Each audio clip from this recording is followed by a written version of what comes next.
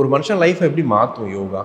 ஒரு யோகாக்குள்ளே வந்ததுக்கப்புறம் மனுஷனோட லைஃப் எப்படி மாறும்? ஸோ எப்படி மாறும் அப்படின்னா, இப்போ நானே ஒரு எக்ஸாம்பிள். ஸோ நான் வந்து என்னோட ப்ரொஃபஷன் பார்த்தீங்க அப்படின்னா, நான் வந்து ஒரு மைக்ரோபயாலஜிஸ்ட்.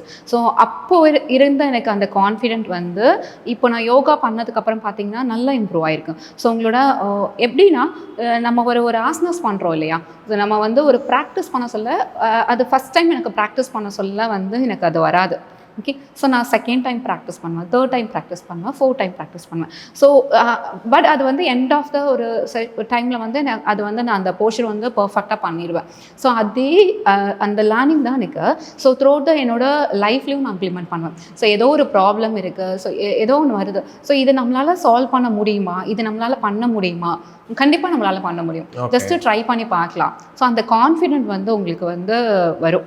அந்த கான்ஃபிடென்ட் ஒன்று போதும். நீங்கள் எவ்வளோ ப்ராப்ளம் வந்தாலும் நம்மளால் அதை சால்வ் பண்ண முடியும்.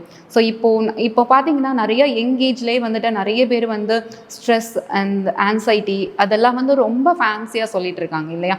ஸோ அதுக்கு எதனால் அந்த மாதிரியான ஒரு தாட் வருது அப்படின்னா, ப்ராப்ளம் சால்விங் இந்த கெப்பாசிட்டி இல்லை இப்போ உள்ள ஜென்ரேஷன்ஸ். ஸோ இப்போ அவங்கெல்லாம் வந்து யோகா ப்ராக்டிஸ் பண்ணாங்க அப்படின்னா அந்த கான்ஃபிடென்ட் கிடைக்கும். ஓகே. ஸோ எந்த ப்ராப்ளம்னாலும் நம்மளால சால்வ் பண்ண முடியும். மென்டலி நம்ம ரெடி ஆயிடும். மென்டலி நம்ம வந்து ப்ரிப்பேர் ஆயிரும்.